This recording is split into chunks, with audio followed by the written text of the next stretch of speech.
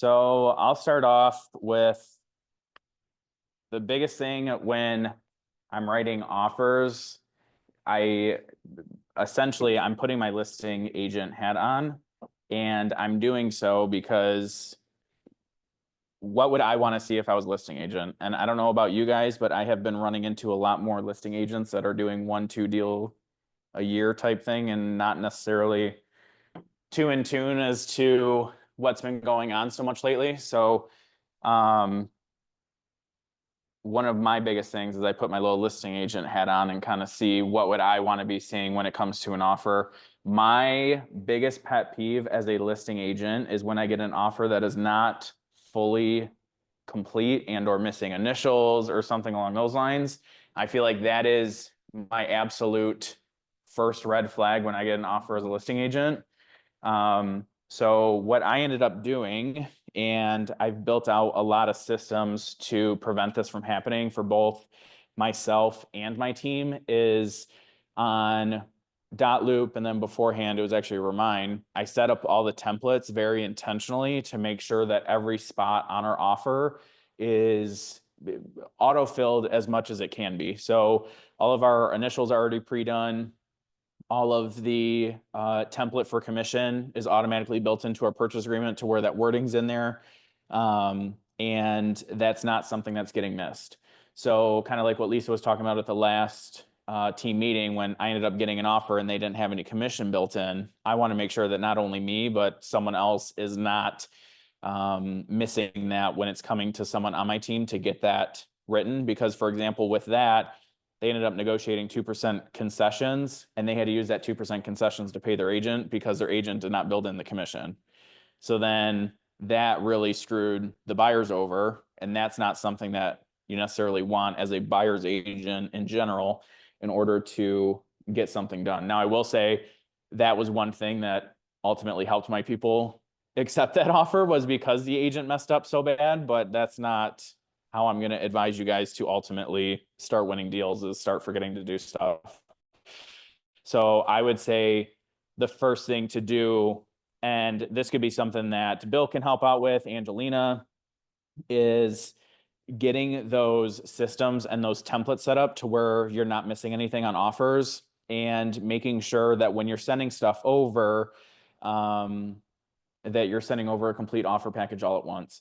Another thing that I really like to do, and one thing that my team has kind of implemented as well when it comes to submitting offers, is, and I actually stole this from Katie Leader like 2 years ago.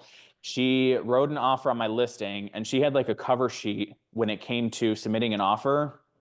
And we have that on our listings, and I don't necessarily do it in the same format when I'm submitting an offer, just because then you filled out an entire sheet for something that might not get accepted. But what I do is, in my email when I'm sending it over, is I do an offer highlights. And typically I'm including the price, EMD, closing date, any occupancy, contingencies that you're waiving, anything along those lines. And I feel like that aspect of things has been really helping with an agent just kind of look at the snapshot of what the offer is before fully reviewing it. And another thing that I like to do, which has also been very beneficial, and again, I kind of put my listing agent hat on, what do I want? I always CC the lender when I'm submitting an offer. And I do that intentionally because then I let the lender know, hey, reply back to this email within a couple minutes. I get the lender queued up. That way, as soon as I'm submitting an offer, the lender within 10-15 minutes is chiming in, and then it's making us look like a very well-coordinated team within the first 20 minutes of submitting an offer. And I'm sure everyone has their own preferred lenders of who they like to use. I do like to use Keanu Tabali over at Lake Michigan. I know Dexter is another fantastic one when it comes to communication, just even hearing from Heather how great he's been doing lately. But definitely call your lender and say, hey, I'm CCing you on this offer. Reply back and kind of validate the strength. And that's something that has been really helpful getting my offers accepted, is having that lender presence right off the bat. Because I mean, even being a listing agent, when you get a pre-approval and you don't have a valid email and you have an office number opposed to a cell phone number for the lender, it's a very big difference having that lender chime in right off the bat. And again, it's kind of that throw your listing agent hat on. What would you want if you were representing sellers to try to get the deal done? So I would say that's kind of my first little tidbit. I'm going to try to go back to Zoom because I don't. How are you getting your buyers ready to write offers? For those on Zoom that might not have heard Scott, he's asking how I get buyers ready to write the offer. That goes all the way back to the buyer consult. And when I'm doing my buyer consults, I'm going over different terms that could be offered during the time when it comes to present the offer. And a lot of times what I've been doing lately, just because I've had more people reviewing the actual offer documents, which I'm very happy about. But I've also had a lot of people wanting more time to review the offer documents instead of just, hey, sign this within an hour and get it back to me. I've actually been sending them blank PDFs of the offer documents. That way they can look at it beforehand. And then when it comes time to write an offer, they see the same forms and then they know what's getting filled in and where that information is coming from. So I would say if that hasn't been a part of your buyer consult, that would be something that would be really beneficial. Even if you're putting together just like a folder or something along those lines, just throw in like the blank forms. And then what I did on the last one was I actually highlighted the areas that get changed and what the different things mean. So like I'll actually go through the offer during our buyer consult on things that we're asking for, things that are negotiable, things along those lines. And I've been noticing that setting expectations lately with clients and what to expect in the future has been really beneficial as a buyer's agent to prevent any mishaps from happening after the fact. So I think just going back to having a strong buyer presentation and kind of queuing them up from the start. That way, when it comes time to suggest things for an offer, that trust is already built in that rapport to where, oh, I remember we talked about that 4 weeks ago when we did our buyer consult. And things along those lines too. When it comes time to actually write the offer though, the first thing that I'm typically doing is calling the listing agent, obviously, and saying, hey, do you guys have anything? I'm also not, personally, I'm not asking about commission when I'm calling. And I'm doing that intentionally because I'm building in the 3%. Because I have been noticing lately that people even offering 2.5% are still paying the 3%. So I personally am not asking, I'm just building it into the offer. And again, that's one of the templates that we're putting in to our wording to right when we're starting the offer in dot loop, it's automatically built into the purchase agreement and not something that's going to get missed. And the other thing that I've actually been testing the boundaries on a little bit is I have been noticing a lot of sugarcoating and or exaggerations coming from listing agents lately. And I have been kind of testing the waters a little bit with calling their bluff. And I say that because even last week I had an agent tell me that they had another offer. And then my clients like immediately didn't want to write after that because they were already going to be coming in below asking. And so when I told the agent that, she's like, oh, just submit, just submit, just submit. And I'm like, listen, my buyers just said no. Well, then 3 days later, she magically called me back and was like, oh, well, they decided not to go with that offer. Like, go ahead and submit. And obviously, I don't have a crystal ball as to what happened, but I could lay my bottom dollar that the house was on the market for 120 days. So I can imagine she was just trying to kind of use an old school sales tactic to get me to write an offer. In which case we ended up writing. But another thing I always tell my team too, and especially now that the market's shifting a little bit, I tell Jose this all the time, even when his clients want to write a low ball offer, like go ahead and throw that bad boy in writing. You never know what's going to happen. I had one last year where we ended up writing like $80,000 below asking and we got it for 75,000 under asking. And it was a low ball that I personally didn't even think was going to get accepted. But just kind of following that philosophy of just throw it in writing. You never know what a seller is going to accept until it's in front of them. Type thing. Absolutely. Mm-hmm. I've done that as well. And then I've also gotten from agents, well, we're only paying this percent. We're only paying 2.5. It's like, well, my offer is with 3. Well, we're only paying 2.5, and they're super stubborn on it. And it's like, well, present it and, come back to me. But what do you do typically? Do you put it on your buyers to know the difference or? So let's role play that. So right at the buyer consult, personally, my philosophy with the team, and I tell my buyers this up front when I do my buyer consult, I tell them, hey, it's 3% on the buyer agreement. If we end up negotiating and the sellers are willing to pay 2.5%, that's something that we're willing to accept. And I tell the buyers that right up front, but I tell them if it's anything lower than 2.5%, we either have to negotiate it up or you guys have to bring the difference. So I do tell them that, hey, this does say 3%. In the event that they're offering and we're negotiating at 2.5%, that's fine. That's something we'll accept. Anything below that, I do queue them up and say, we will have to have a conversation to negotiate it from there. Now, what I have been doing with listing agents that are kind of stubborn with that is I do tell them, and I've actually had pretty good success with this lately, is that's great. I'm glad that your seller is offering compensation. However, I do have a contract with the buyers at 3%. So they do want that full 3% covered as part of their offer. And they have taken that into consideration when they have presented that. So a lot of times, that necessarily, like, for example, I just had a listing on Green Willow in Brighton where she was offering 2.5%, and we ended up getting an offer 3 weeks later at 3%, and she didn't even blink an eye at it. She's like, you know what? It is what it is. I've also had, especially in highest and best offers, where you start getting a little creative with some of the terms that you're doing. And I've done this twice now because I had an agent send one over. She sent over like an actual net sheet without the seller's mortgage on it. And I thought that was really smart because the amount of agents that don't know how to run a net sheet, all they have to do is say, hey, what's your mortgage subtracted? And Lisa Lass it's true. And this is going to be a plug for Sislow's net sheet with Miss Nicole upstairs. If you guys have not utilized their website, doing their net sheet on there is so incredibly easy and it's so beneficial. In case you guys haven't used that, it's right on Sislow's website. You type in, get a quote, click on that link, and then fill everything out. That's like the perfect thing to, even when you're on the listing side, kind of comparing offers and things along those lines as to which one's going to be a little bit stronger. Definitely helps too. Did that answer that okay? Yeah. I would also say one thing that's been beneficial for us is don't be afraid to get like ultra creative on some of the things that you're offering.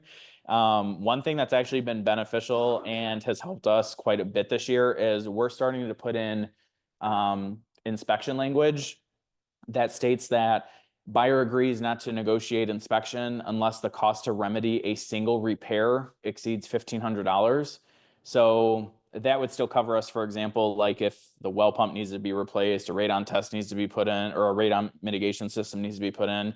But it kind of ensures the seller that we're not going to ask for like a GFCI, or I just had an inspection request to tighten down a loose toilet, and I literally texted the agent back and I go, really, she can't tighten it down after she buys it? In which case he replied, yeah, she'll take care of it after closing. So something along those lines, I would say is probably an 8 out of 10 offers that we're writing now, and is making a big difference in getting offers accepted because it's giving that reassurance that we're not going to nickel and dime after the home inspection. And that's something that I'm also teeing up at the buyer consult and explaining to buyers, hey, we're only negotiating big things, nothing cosmetic, nothing little piddly stuff, health, safety, structural or mechanical. And so having that little clause in there too has been really, and I've had clients in multiple offer situations where it's not necessarily pass fail, but like, for example, they cap it at like $5,000, something along those lines in case something major comes up. Just because and Lisa, you can probably back me up on this, the pass fail inspection language just, I've seen it go sideways multiple times before, with how that gets worded. So this little clause I've kind of coined a little bit better to make it seem pass fail, but you're not nickel and diming little things coming through. Buyers agree not to negotiate the inspection unless the cost to remedy a single repair exceeds $1,500. Yeah. And you can word the inspection differently too. I mean, like, buyer only agrees to inspect the septic or whatever along those lines too. When it comes to appraisal guarantees with that writing, I would say within the past 3 months, one thing that I've been doing, and again, that's another thing I'm kind of queuing up at the buyer consult when it comes to appraisal guarantees, is I tell the buyers, okay, you have to be okay with spending the money in the event that we have to use it. In the event that we're not, what I've been doing is instead of flipping it from an appraisal guarantee, I flip it to a reverse concession. And I do that worded as buyer agrees to pay up to $5,000 as an appraisal guarantee. In the event that we don't use this, buyer agrees to pay $2,500 of the seller's closing costs. That way, the buyers already have the inclination of, okay, I might have to spend this $5,000. Worst case scenario, if I don't have to spend it, I'm spending $2,500. And then that's something that keeps their purchase price lower. And if they have the extra cash on hand to be able to do that, that is essentially another $2,500 credit or increase to the sales price to the seller of getting higher proceeds on that portion. Unless you really don't think it's going to appraise, then don't necessarily emphasize the $2,500 credit. But if you're setting those expectations up enough with your buyer of, hey, you might have to spend this $5,000. Are you okay with spending it? Let's offer a reverse concession in the event that we don't. And that's something that is some wording that's also been coming in that's been beneficial in getting something accepted. Occupancy is always a big one. Right at the buyer consult, I tell buyers that we're offering the occupancy at no charge. I've been doing that to set that expectation again. That way people don't automatically in a multiple offer situation think that they're getting paid occupancy, because it's more than likely not going to happen. And again, that the occupancy portion, if I know there's no offers, I'm going to throw it in at 130 PITI, but I'm also setting the expectation at the buyer consult that it's given to them for free. And then always include a damage deposit, because I have seen far too many times. I'll be right honest. Right now, we double-sided a deal as a team this year, and Rebecca was on the other side, and she did not build in a security deposit on my seller's occupancy, and which was fine. That's another thing that you can do to make your offer look strong. However, in this event, my sellers left the yard looking like a shit show. They left a whole bunch of trash that the garbage company did not pick up, and my seller then also thought that he could have someone pick up his hoist after the occupancy ended. So then I ended up having to pay $600 for the hoist that the seller left, because I failed to make that expectation of, if it's not out, it's theirs. So instead of dealing with that battle, I kind of just threw $600 at it to fix that one. But like literally before this class started, I paid $80 to have the grass cut because security deposit wasn't held. And since we technically represented both sides, I also didn't want to piss off the buyer. And my seller was already pissed off at the whole transaction and moving in general. So just threw $80 and got the grass cut and paid for a hoist that, I ultimately didn't have to. But again, when it just comes to that customer service aspect, sometimes it's easier just to throw money at the situation. I guess, is there anything creative that you guys have been doing lately that I haven't said? For clients who I found, they'll have an appraisal waiver. Yep. And when I've been competing against other people, the agent will say like, well, they have an appraisal waiver. And then that has trained me, like if my client's putting 20% down, to at least ask the lender if we could throw in. Yeah. Yep. No, so what Carissa just said was some lenders are giving the appraisal waivers up front if they're putting a significant amount down. So checking that before you're writing an offer because then at that point you don't need an appraisal guarantee. Appraisal is already waived. So that's another thing to make sure that you have. And when you start working with buyers, for the love of God, please start that lender communication right up front. Don't wait until you're writing an offer to start talking with the lender. Talk with them right up front. If they're not answering you, that's a big red flag. Switch those buyers over to someone that you've worked with before. So yeah, that's a good one. Or an appraisal waiver, And then they didn't get as much from the sale of their home as what they thought, so they ended up changing what they wanted to put down. And they hadn't decided how much 100% they were gonna put down, so I kind of put the minimum in. So I put a range from like 10 to 20%, or, you know, something along those lines. Which actually kind of saved me, because then we had a waiver, but we lost it because of how much he changed the amount he was gonna put down. So then the agent came back and he's like, well, you had a waiver, and, you know, the contract, and he's like, oh, actually, okay, you're still good. But that might be something too, that if they're not 100% sure, or if they're contingent. Yep. Maybe putting like a range instead of just a 20%, because then they kind of are locked into, you know. Yeah. Maybe. What I have done with appraisal waivers in the past, because I've kind of had that same situation before where they've had it and then it's like, oh, just kidding, you don't have it anymore. I always keep that appraisal box checked just as a CYA. God forbid something like that happens, but then what I'll do, and again, this is something my lender does, is if he has an appraisal waiver, he'll put it on the pre-approval, but then say subject to potentially change or whatever boilerplate language they put in their pre-approvals to CYA themselves. But yeah, something along those lines too, is I always keep that appraisal box checked. Just for the sake of getting that done too. What have you guys been seeing with escalation clauses lately? Do you guys ask the agent if they like appraisal or if they like escalation clauses? Okay. That's been something I have been learning to do, because I just had one where I had an escalation and the agent literally sent it back and goes, there's absolutely no way we're not doing an escalation. So then we had to change it.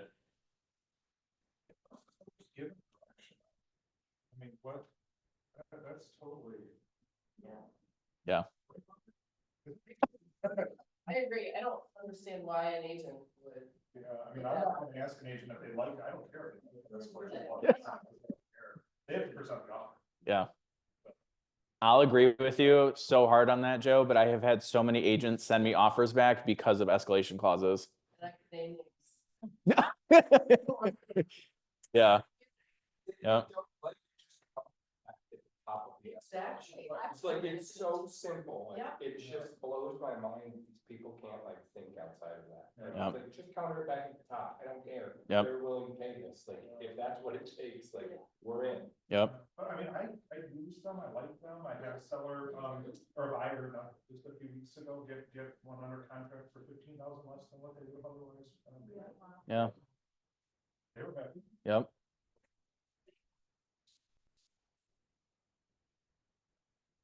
Yeah.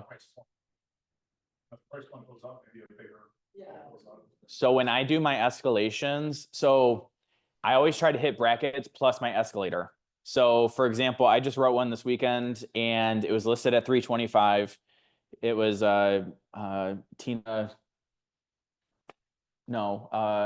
Peterson's listing on Oak Grove. So we ended up writing, and we did an escalator where it was 5,000 above any multiple offer. The way I word mine is any verifiable net non-contingent offer. And I do that because I got screwed over one time on a contingent offer, and it was me and this other offer and it was contingent. And I go, well, you're going to clearly accept the cash offer versus the contingent offer. And ever since then, I always put in verifiable net non-contingent offer. I have not. Yeah, pull up their escalation clause form, it addresses all of that really well. Oh, good to know. Joe Barnwell just said the Michigan Realtor form for escalation clauses is really good. Yeah. Sky's Slope. Sky's Slope. Yeah, Transaction, yes. under the Michigan Realtors forms. Elcar probably has it on their website too, right? No? Okay. So like for that example, like I totally thought that house would, I try to think of what bracket people might hit. So for example, with that one being at 325, there are 6 other offers. I'm like, okay, this might go for 350. So we said, we'll pay up to 355, thinking that if the highest offer was 350, then we'd be bumped to 355.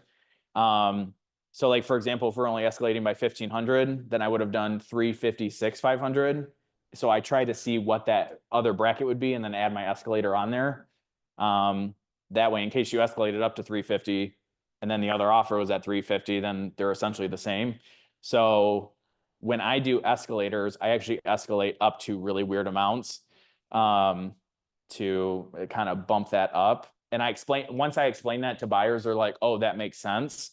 And I always frame escalators as, okay, what would be your ceiling on this? And if they say 350, I go, okay, then we're going to do 356.5 because in the event that someone else is competing at 350, then we need to be able to beat them with this escalator. And then when I start explaining that, then they get okay with inching forward their escalation a little bit more. And just setting that expectation of, I'm going to take this off because this computer is about to die. And it makes them kind of okay with bumping that out a little bit for their escalation clause.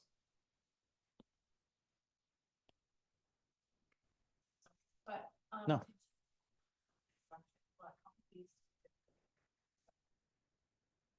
Frick in the vein of my existence right now because my inspector keeps going out of town and it's driving me nuts.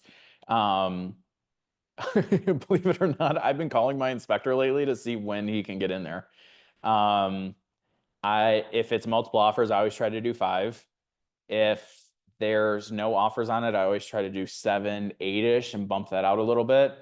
I have been really liking the wording on the Keller Williams updated offer form where it says, where it gives like the days option or on or before whatever calendar date. And I've been doing the calendar date because I have been noticing that if you type in 7 versus putting in the actual date, people have more of an inclination to view the date as less days versus actually seeing the 7 or 5 days on there.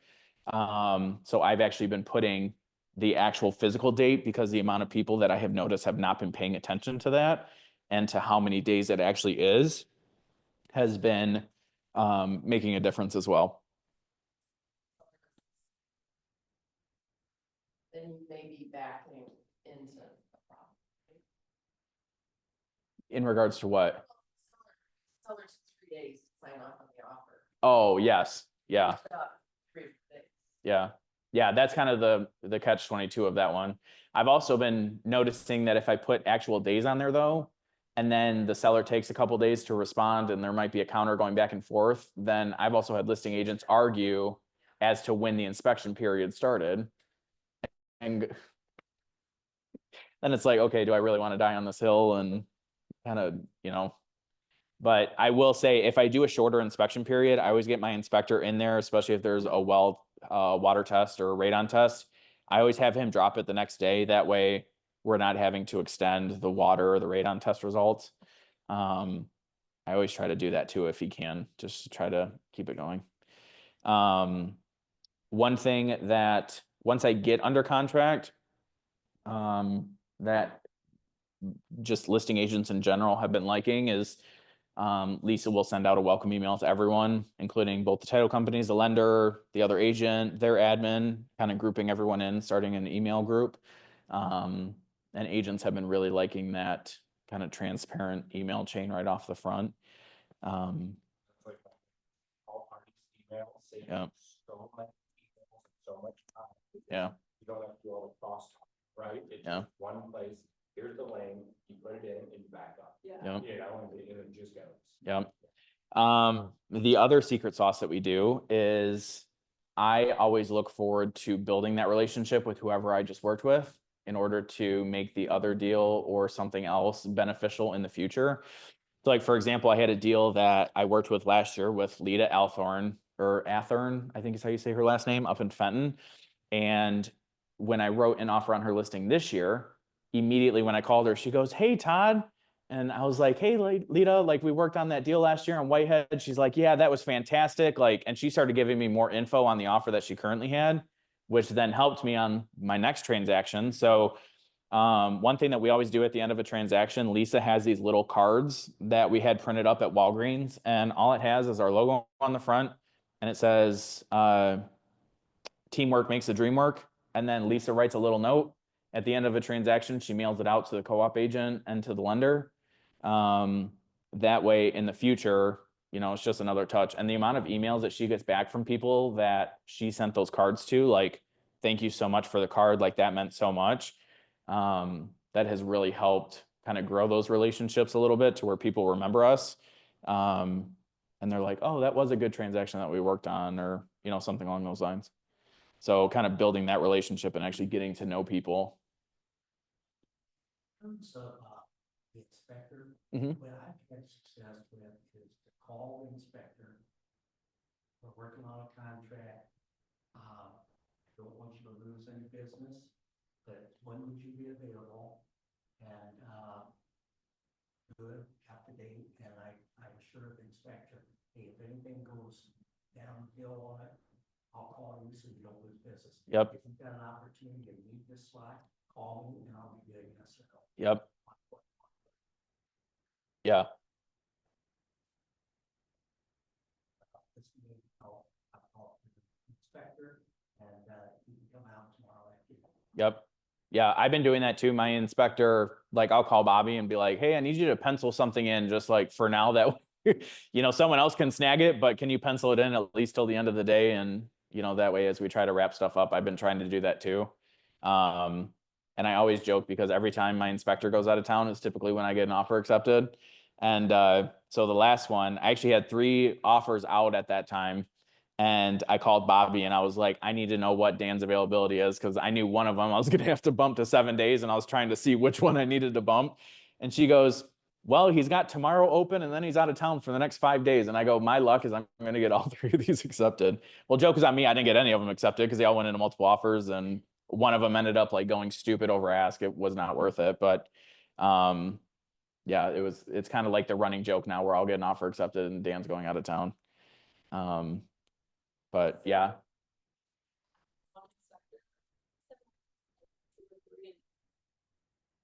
But it can make it slow, like, so I don't know. I tell my people up front that I have an inspector that I love using and that has done my own personal inspections. I give them his name to look up beforehand and make sure that they're comfortable with him. And then I say, when we get under contract, do you want me to schedule the inspection with Dan, or did you find someone else? And then 9.9 times out of 10, they're going, nope, Dan's fine, go ahead and schedule it. That saves a whole bunch of time. And then to where you're not getting, I had one client this year that did not listen to me, and their parents were just chiping in their ear. So I'm like, go for it, you know, whatever. They got their inspector in there. It was such a shit show. I'm talking, this guy needed my help with a sewer scope. Like, I was literally sitting there helping him pull out the sewer line, and I go, why are you getting paid $1,200 right now when I'm literally helping you with your sewer scope?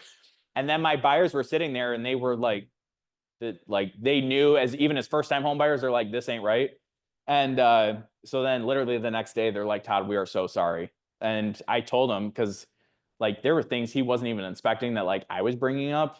And granted, like my dad's a retired builder, so like I know what I'm looking at. And so there were things he was missing that even the next day I was like, well, this was at the house and it wasn't in the inspection report. So then they ended up calling that inspector back. He's like, oh yeah, I forgot to put that in the report. And I was like, they ended up getting a second inspection because of how bad the first one was.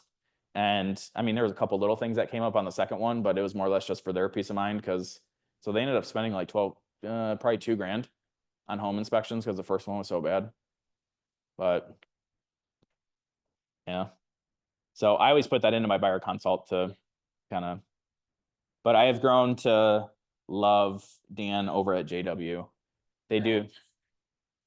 Yeah, they do the septic inspections, the water testing, the radon test, the fireplace inspections. Like, it's literally all encompassing, sewer scopes. So, yeah. So instead of Dan, like, call Jerry or someone else that's on. Dan's mine. Well, it's funny because like when I call Bobby or whatnot, and if she has something scheduled for Dan, like she knows like Dan is our guy with how much business I give him. And so they know that like if Dan's booked, but then Jerry's open, they'll switch that inspection to Jerry to give us Dan. Yeah. So I always joke around. Yeah.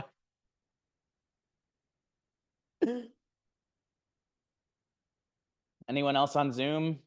need any little Timbits or have any questions? Go ahead, Carissa. Do you allow your buyers to write letters? Nope. I was up until all these lawsuits started happening, and I don't do it on the listing side and I don't do it on the buy side because the last thing I want is to get dragged into a lawsuit. That's like the last thing. I've seen that go south far too many times. Like I've had buyers like if they send me a letter, I very much tell them the repercussions of what could happen. And if they send one over and they have a picture, I will literally take the picture out and then send it. But if they're like insisting on it, I tell them what the repercussions of that could be. That way it doesn't. Jack Klein had a really clever way of doing it where he would leave the letter at the house at the time of showing. So the realtor is never involved and it goes directly from that buyer to seller. So you're not part of it at all because it was left in a hidden spot in a drawer. Hey, check that drawer in your kitchen. There's a letter in there for you. So one cute thing that I do that I actually had buyers do this without even me telling them to do it. They just did it. And I was like, that's actually really smart. All these Ring cameras, if my buyers love it and they know they're writing an offer, they will go up to the Ring camera and like literally talk to them and be like, your house is so gorgeous. We love it. Our realtor's writing an offer. Like, we hope we get to buy your house.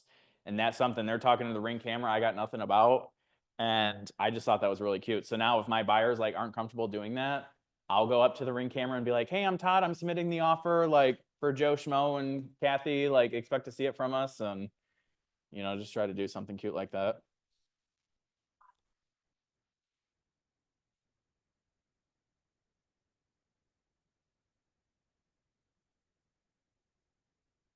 Oh, I have not done that yet. Yeah.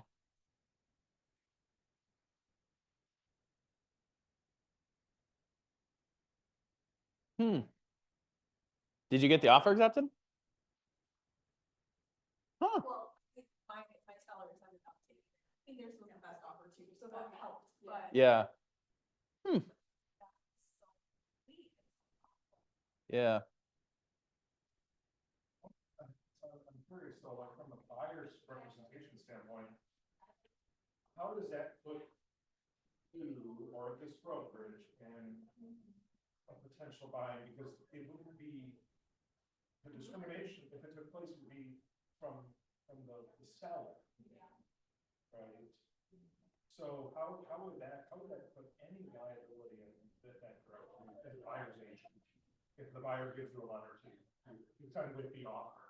I always describe it to them as, do you feel it is worth it to pay an attorney and get dragged into a lawsuit over not getting this house? So I try to frame it as that aspect of things. Like, are you really going to make your life that much harder type thing?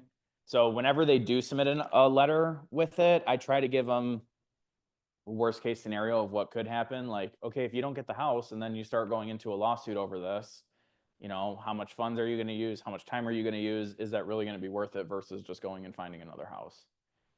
So it kind of, I mean, good point, Joe. It is kind of a catch-22 on.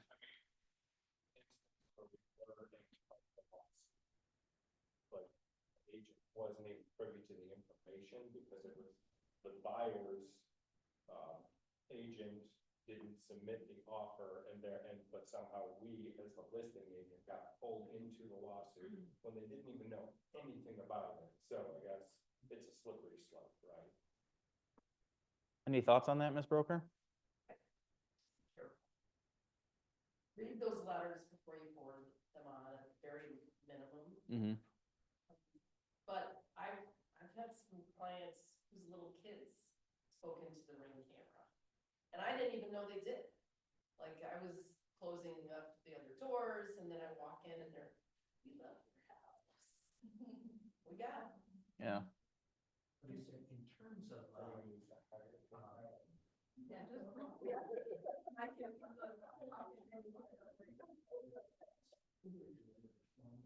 is there any agency that we call? I don't know, I really leave a letter at the house if myself. That's kind of a little weird. Especially, I certainly wouldn't put it in someone's drawer.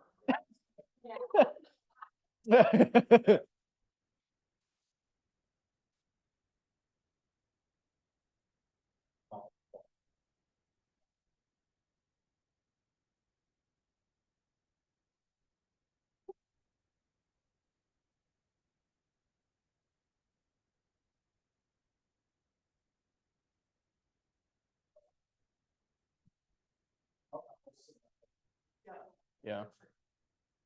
Dexter, you're good to unmute yourself if you have a question. Sorry, I just saw the chat. Yeah, no worries. Yeah, Chelsea had a question about the question that you had about avoiding a lawsuit. We just couldn't hear what someone else was saying. So that was more or less just about kind of fair housing discrimination when it comes to the love letters that some buyers write. When it comes to their offer not getting accepted because of the letter, and someone else might have written a letter, so the sellers chose that one, that cute family over this cute family. And if there was some sort of discrimination on that regarding letters being submitted. Gotcha. Does that make sense, Chelsea?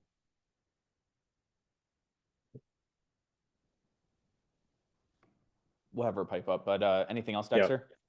Yeah, I had one about the reverse concessions. I thought that was unique. You don't see that a lot, especially with, back to your points, listing agents that you run into that have maybe only done 1 or 2 listings a year, right? They're relatively new or naive to the situation. So do you utilize the reverse concessions in maybe multiple offer situations where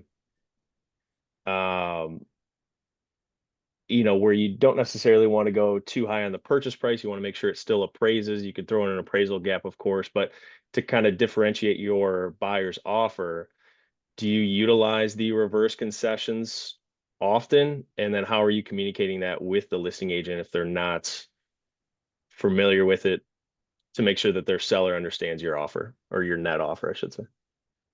I have only utilized the reverse concession 2 or 3 times so far this year. And I'm putting it both in the like offer highlights that I'm putting in the initial email that I'm sending over, as well as when I typically call them and going back and forth, or even just texting, asking if they have any questions. That's been something I'm also kind of further explaining, like, hey, in the event that we don't need the appraisal guarantee, based on my CMA, I think it'll appraise. So this is kind of just a buffer. Then, $2,500 is going to be paid of your seller's closing costs. And that's another added benefit to the seller for accepting this offer. So kind of just, again, just that communication of going back and forth and making sure, even Joe Blow that is selling 2 houses a year kind of understands what you're saying. So, anything else from anyone else? Question, kind of unrelated, but related. So you talked about all the things you include in your buyer consultation. Mhm. How long is your buyer consultation? About an hour and a half-ish. So we're going over expectations, things and offers, kind of what they're looking for. And then another big thing that I'm going over is taxes being increased after closing. I have been seeing that more and more lately, and just even listings where they didn't use me to buy, but then it got too expensive and they needed to downsize. So that's been a big part, making sure that they understand what they're looking for and how that's going to affect their payment moving forward. Because Dexter, I mean, you can probably attest to this, especially working at Quicken before, where you're at now, but you probably didn't have too many lenders that you knew of that would explain that to clients. I know, just even with me working with buyers, 90% of the time, that's not something a good lender like Dexter or someone else that you work with, if you know and trust, will go over, hey, your payment's going to be affected in a year. And especially with new construction where they're not even assessed yet. Or even things like tax prorations. I've been a buyer's agent who didn't educate my client. Yep. Well, we had that one time with a listing that we had this year that the team ended up selling like a year and a half before, and her taxes like significantly jumped, and then her HOA dues also went up. And then it was like, oh shit, I can't afford this now. And granted, she ended up making a decent amount of money when she sold it. She didn't walk away with nothing and ended up making some money, which worked out good for her. But that was something that's like a big part of our situation now. You just tell them, your agent should have told you. Oh, they're quick to throw you under the bus. They're very quick to throw you under the bus. Yeah. Yeah. Yep. And I give them to, yeah, Yep. teach them how to do. If you put in one wrong number, it's wrong. I tell mine just to call the township and have them calculate it, because if I call and I tell your number and something changes, I don't want it on me. So I'll tell them, and they've been great, the townships have, and they'll be like, oh, the millage rate's actually changing to this, so they'll calculate it for them. Yep. See, now I've, opposed to the website thing, I have had that go very south, in particular on my parents' house, because they called Heartland Township, which you couldn't pay me to live in Heartland Township after my parents did. The buyers called the township to see what the taxes would be reassessed at, and granted, my parents were paying stupid low taxes on their house. It should have been much higher, but my dad's a shyster like that. And so the buyers called, and the treasurer goes, oh yeah, we've been keeping a close eye on this house. They're going to be 18 to 20,000 after they buy. Well, when the buyer heard that the township was keeping a close eye on the house, they're like, what the hell's wrong with this house? And $1.2 million house. So then these buyers are like, whoa, what's going on? So my parents literally started a lawsuit with Heartland Township over that, because it almost cost them the buyers. And as soon as they got a letter from Abby Cooper, Heartland Township immediately started backpedaling on what they were doing. But yeah, it turned into a whole big shit show with Heartland Township over incorrect wording from the treasurer talking to the buyer with that. So yeah, I always tread lightly when I say call the township. If it comes to like verifying setbacks or like fence restrictions, something like that, I'm like, go for it. But when it comes to taxes or something like that, I always tread the water a little lightly after that scenario I had with them last year. So yeah. Yeah, it literally almost cost my parents a sale, which is kind of what started that whole big thing. So, but anything else? Sorry, about your console, like Yeah. teach them about crime maps and school maps. I do not.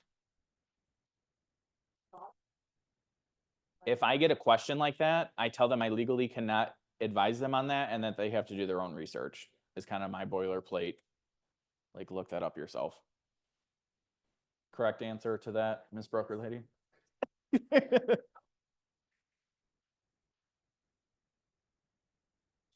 Yeah. These days, there's so much information. I mean, you can chat GPT it and know it in 5 minutes or less. Yeah. I mean, if they're my friends and they're like, hey, does this neighborhood suck? I'll be like, yeah, as your friend, this neighborhood sucks. As your realtor, I'm going to tell you to do your own research, but as your friend, I'll be like, yeah, this neighborhood sucks. And I know that'll probably backfire one day now that I just said that, but yeah. Yeah, Angelina, this actually needs to get off the cloud of the website. But that's about all I got, guys. Awesome. Hey, you're welcome. Absolutely.